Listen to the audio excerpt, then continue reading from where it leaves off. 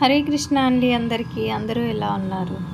అందరికీ చాలా చాలా థ్యాంక్స్ అండి. ఈరోజు చాలా హ్యాపీ అయిన విషయం ఏంటంటే నా యూట్యూబ్ ఛానల్కి 500 సబ్స్క్రైబర్స్ క్రాస్ అయ్యారు. 506 ఉన్నారనమాట ఇప్పుడు ఎగ్జాక్ట్గా. సో నా ఛానల్ సబ్స్క్రైబ్ చేసుకున్న వాళ్ళందరికీ ఖచ్చితంగా అంటే ప్రతి ఒక్క వీడియో ప్రతి ఒక్కరికి యూజ్ అవుతుందని నేను చెప్పలేను, కానీ నా వీడియోస్లో ఏదో ఒక వీడియో మీకు ఖచ్చితంగా యూజ్ అవుతుందండి డెఫినెట్గా.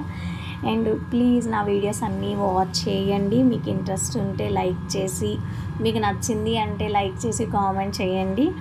అండ్ ఏంటి వీడియో గురించి చెప్పకుండా ఇవన్నీ చెప్పేస్తున్నాను అనుకుంటున్నారా? ఇది మేకింగ్ వీడియో చేయనవసరం లేదని నేను ఆ రోజే చెప్పానండి. బట్ కాకపోతే కొంచెం చిన్న చిన్న డీటెయిల్స్ చెప్పాల్సి వచ్చి నేను వీడియో తీస్తున్నాను. ఇదేంటంటే థ్రెడ్స్ నేను 18 థ్రెడ్స్ తీసుకున్నానండి. చూడండి, గమ్ పెట్టిన దగ్గరే చాలా పెద్ద టిప్ ఉంటుందన్నమాట.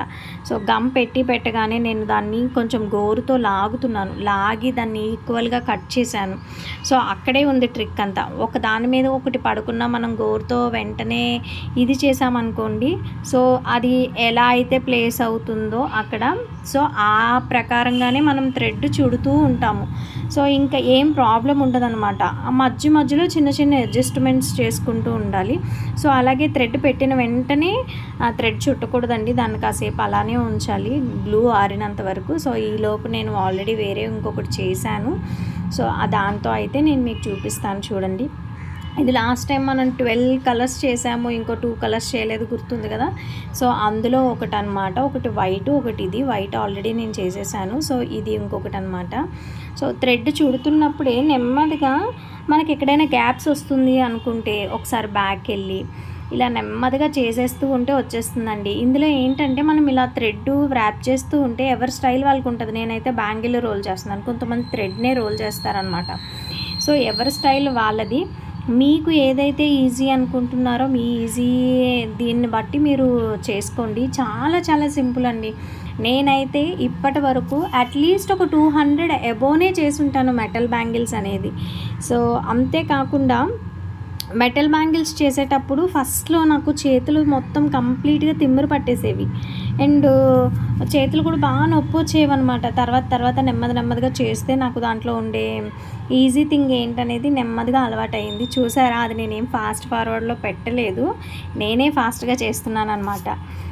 సో అంతలా అలవాటు అయింది నాకు. మధ్యలో మనం ఆ థ్రెడ్కి కోంబ్ చేస్తూ ఉండాలి, ఎందుకంటే ఆ థ్రెడ్ ఒకదాని మీద ఒకటి వెళ్ళిపోయి చిక్కులు పడకుండా చూసుకుంటూ ఉంటే ఈజీగా మనకి ర్యాపింగ్ అనేది నీట్ ఫినిషింగ్తో వస్తుంది. అది బల్కీగా వస్తుంది అని మీకు అనిపిస్తున్నప్పుడు మీరు ఏం చేయాలంటే థ్రెడ్ని ఒకసారి కోంబ్ చేయాలన్నమాట.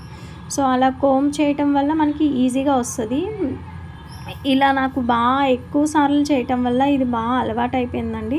సో అందుకనే నేను ఇంత ఫాస్ట్గా చేయగలుగుతున్నాను. నేను అనుకున్నాను ఇది స్లోగా చేసే వాళ్ళకి చూపించాలి అని నేను అనుకున్నాను. సో వీడియో తీస్తున్నప్పుడు నాకు ఇది రాలేదు, చేసేసాను ఫాస్ట్గా. ఇప్పుడే నాకు అర్థమైంది నేను కొంచెం ఫాస్ట్గా చేసేసానని. ఇంకా ఏమైనా డౌట్స్ ఉంటే పర్సనల్గా నాకు వాట్సాప్ చేయండి, నేను వాళ్ళకి ఖచ్చితంగా క్లారిటీ ఇస్తాను.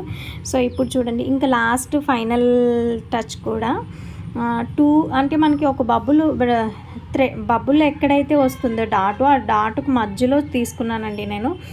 అలా తీసుకున్నప్పుడు కొంచెం గ్లో అప్లై చేసి అక్కడ కూడా చూసారా థ్రెడ్ ఈక్వల్గానే ఉన్నాయి, ఎక్కడ ఒకదాని మీద ఒకటి వచ్చినట్టు లేవు. చివరి దాకా కూడా మనం అలాగే పెట్టుకోవాలి.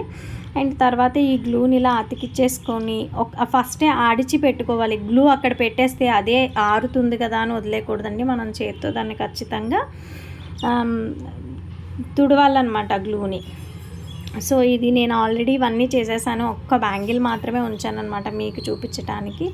సో చూడండి మీకు ఎలా అనిపించింది. ఈ మేడం మనకి ఆవిడ శారీస్కి తగ్గ మనకి కస్టమైజ్ చేయించుకున్నారనమాట.